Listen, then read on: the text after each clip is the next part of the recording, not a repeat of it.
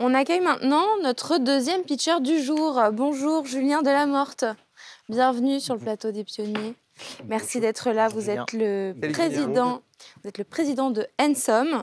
Vous avez donc 1 minute 30 pour pitcher devant Fred qui sera attentif à votre produit, Eric à votre pitch et Pierre-Éric au marché de votre secteur. On les laissera ensuite délibérer pour vous noter de 1 à 10. Est-ce que vous êtes prêts? Eh bien, c'est parti, top chrono. Bonjour, je m'appelle Julien Delamorte et je suis le fondateur de Ensom. Saviez-vous que 9 déficients visuels sur 10 sont victimes de fraude, d'arnaque ou d'erreur lors d'un paiement chez un commerçant? Soit parce que le commerçant fait surpayer par rapport au montant réel, soit parce qu'il fait repayer en faisant croire que le premier paiement n'était pas passé. Et pourtant, ça concerne plus de 2 millions de personnes déficientes visuelles en France et 256 millions de déficients visuels dans le monde. Alors concrètement, comment ça marche? On insère la carte dans le terminal de paiement électronique. Cette carte se connecte au smartphone du porteur de la carte et ça oralise tout ce qui est écrit sur un terminal de paiement. Ainsi, le déficient visuel va pouvoir entendre le montant à payer, le code à saisir, si la transaction a été acceptée ou refusée, et il va enfin pouvoir entendre surtout le montant à payer avant de saisir son propre code. Cette solution, elle a été commercialisée en France via le premier groupe Crédit Agricole et on est en train de la tester et de faire des pilotes avec 4 autres partenaires bancaires et un partenaire aussi de tickets restaurants. Cette solution, elle a été aussi commercialisée en Turquie et on est en train de préparer le lancement commercial pour le lancer au Brésil. Avec Ensom, notre souhait, c'est d'évangéliser au maximum cette solution de carte vocale qui parle afin que le plus grand nombre de déficients visuels puissent avoir accès à cette solution et pouvoir reprendre l'autonomie dans leurs moyens de paiement. Merci beaucoup Julien, merci Julien Delamorte pour Ensom. Donc, est-ce que notre jury a des points à éclaircir avant qu'on vous laisse délibérer? J'ai 2 questions. La première, c'est Fred. je ne crois pas, je ne veux pas croire à cette stat de 9 personnes sur 10. Sur 10 ont déjà été victimes une fois dans leur vie une fois dans leur vie victime de Parce que fraude. la manière avec laquelle tu l'as formulé, c'est l'impression que 9 fois sur 10, quand quelqu'un est déficient visuel, qui arrive à la caisse, il se fait arnaquer. Non, c'est 9 personnes sur 10 qui ont été victimes une fois dans leur vie d'une de ces arnaques. Donc déjà, le problème n'est pas aussi récurrent que si c'était à chaque fois qu'ils sortent leur carte bleue. Hein, voilà. Deuxièmement, il y a un moment, à la toute fin, tu nous as dit c'est la carte bancaire qui parle. Oui. Je pense que ça, c'est ta tagline. Comment? C'est ta tagline, c'est-à-dire c'est ton leitmotiv, hein, c'est la manière avec laquelle tu devrais présenter le projet initialement, c'est ça, quoi. Enfin, c'est la carte bancaire qui parle. C'est Eric qui nous dira ça tout à l'heure. Non, mais moi, je vais parler du produit et je vais laisser le pitch à Fred. Vous pouvez changer pour Oui, parce que là, on a changé, là. Oui, je vois ça. On t'a pas dit. D'où te vient l'idée de créer cette solution? D'où me vient l'idée? En fait, j'ai voulu concilier 2 mondes, d'où le haut de Ensom. En fait, c'est 2 mondes. Le monde de la banque dans lequel j'évoluais professionnellement et le monde du handicap dans lequel j'évolue au quotidien. Je suis malentendant, déficient auditif, d'où le fait que je sois un grand bavard. Pas d'autres questions? Pour l'instant, non. Bon, bah tout de suite. Julien, venez avec moi. Julien, vous venez à l'instant de pitcher. Comment vous vous sentez? Est-ce que vous êtes content de vous?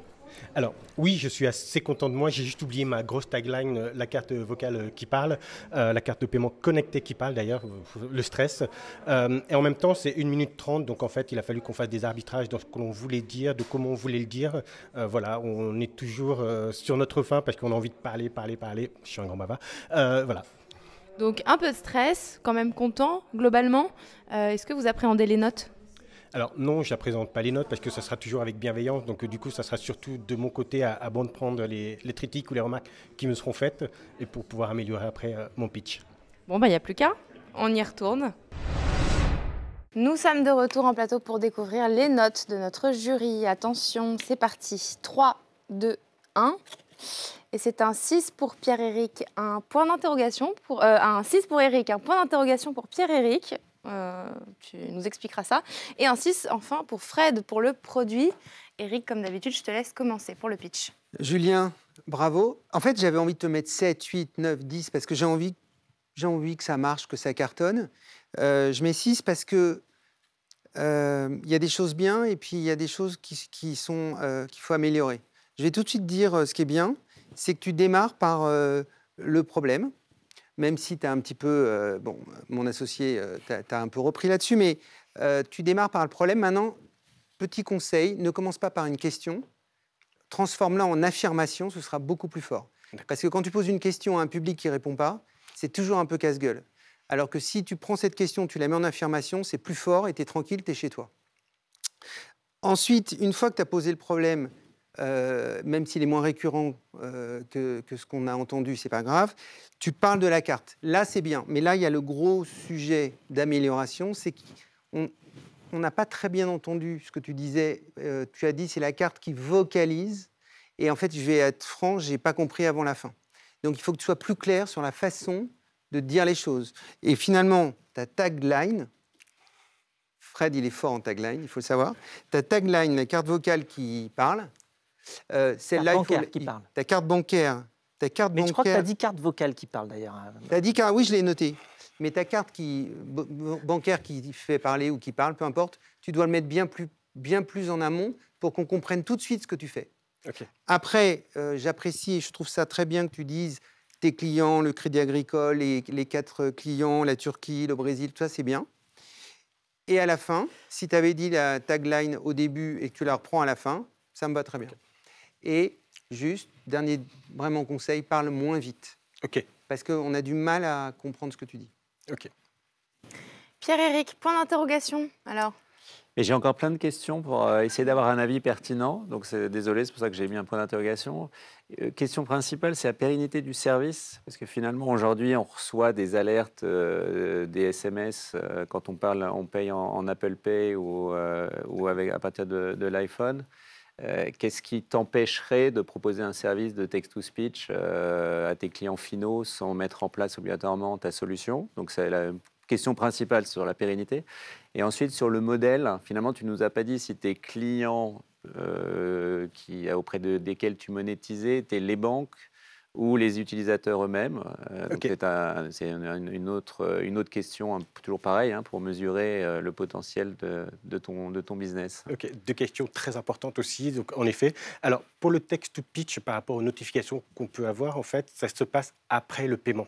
Or, tout l'enjeu, en fait, c'est d'avoir l'information au moment du paiement, du montant à payer, avant de taper son code. Une fois que le code est déjà tapé ou qu'on a fait le paiement sans contact, on ne peut plus revenir en arrière pour cette population-là.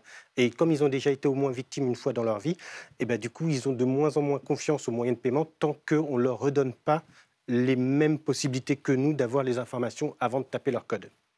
Ça, c'est la raison pour laquelle, en fait, on n'a pas là-dessus. Tu dis qu'ils peuvent on a déjà eu des discussions aussi avec d'autres acteurs de mobile et d'iOS. Et donc voilà, pour être plus précis, en fait, il faudrait aussi que le scheme, en fait, comme Mastercard, Visa, CB, pour le domestique français, change un tout petit peu leur protocole de façon que quand on présente le téléphone une première fois, ça ne concerne juste pour avoir l'information du montant à payer et après retaper une deuxième fois pour pouvoir valider le paiement. Et donc là, il y a une modification du scheme et c'est un plus gros chantier à réaliser parce que là, il est vraiment au niveau mondial. Voilà, ça c'était pour la première question. Pour la deuxième question, en effet, notre modèle économique, en fait, c'est du modèle SaaS où on propose la solution aux banques avec une possibilité d'avoir la carte au niveau de la banque et c'est la banque après qui distribue la solution auprès des particuliers en porteurs de situation de handicap, déficience visuelle ou seniors. Et nous, ce qu'on fournit en plus, c'est l'application mobile qui va permettre un petit peu de pouvoir accompagner le déficient visuel sur cette vocalisation. Donc de la carte de paiement qui parle. Très bien, merci. Donc c'est le banquier qui est prescripteur et... Oui. Et enfin, 6 pour Fred pour le produit. Je rappelle que c'est sur 10 quand même. Oui, parce que pour 2 choses, j'ai l'impression que l'intégration est un petit peu compliquée si on passe par les terminaux et par aussi le téléphone mobile et puis après on fait toute la traduction. Donc c'est pour ça que je ne sais pas 7, 8, 9 et que c'est 6. Et surtout, je me demande, et tu as dû te poser la question, s'il n'y a pas un moyen d'élargir un petit peu le spectre, l'ampleur de ce que l'application peut être, Handsome, en faisant autre chose qui serait, à partir de la caméra, quand je filme quelque chose, ça me dicte le texte qui est sur l'écran. Et à ce moment-là, tu n'as pas besoin de passer par les terminaux, tu n'as pas besoin d'aller te brancher avec les banques, te brancher je ne sais pas où. Tu fais juste quelque chose qui, avec la caméra, lit ce qui est dessus. Maintenant, on sait reconnaître les textes sur des images. Et qui fait du text-to-speech. Et qui, du coup, quand on me montre le terminal de paiement, je mets mon téléphone devant et ça me dicte ce qu'il y a dessus sans passer par tous les tuyaux bancaires. Est-ce que c'est une piste que tu as envisagée? C'est une solution auquel nous, personnellement, on n'y a pas pensé, imaginé par le téléphone portable. Par contre, il existe une start-up qui s'appelle Orcam, qui fabrique des lunettes pour les déficients visuels avec une caméra voilà, intégrée. et donc là, c'est générique, ça marche pour toutes les situations de la vie. Et ça ne marche pas que pour cette situation-là, ça marche aussi pour le reste.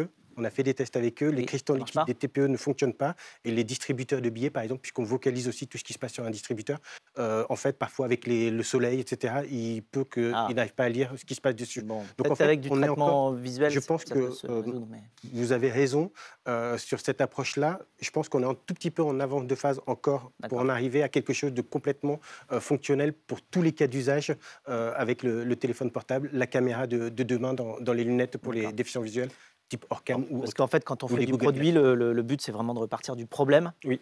Et le produit doit répondre au problème. Et donc, parfois, il y a plusieurs chemins. Et donc là, je proposais juste un autre chemin. C'est ça. Il y avait aussi une autre solution. C'était éventuellement de créer une assurance en cas d'erreur ou de fraude. Et ça aurait pu être plus simple. Mais finalement, les banques ou les assureurs n'acceptaient pas prendre ce risque-là. Donc voilà, on a réfléchi un petit peu à pas mal de sujets. Bravo et merci Julien Delamorte d'avoir été avec nous aujourd'hui pour Handsome. Alors pourquoi Handsome Handsome, parce qu'au départ, on était un projet qui s'appelait Handybank. Le nom Handy, en fait, était un peu connotation péjorative. Donc, du coup, on a fait Hand, la somme de tous les handicaps. Donc, Handsome. Merci. Voilà. Merci d'avoir été avec nous. Merci à vous. Merci, une bonne journée. Au revoir.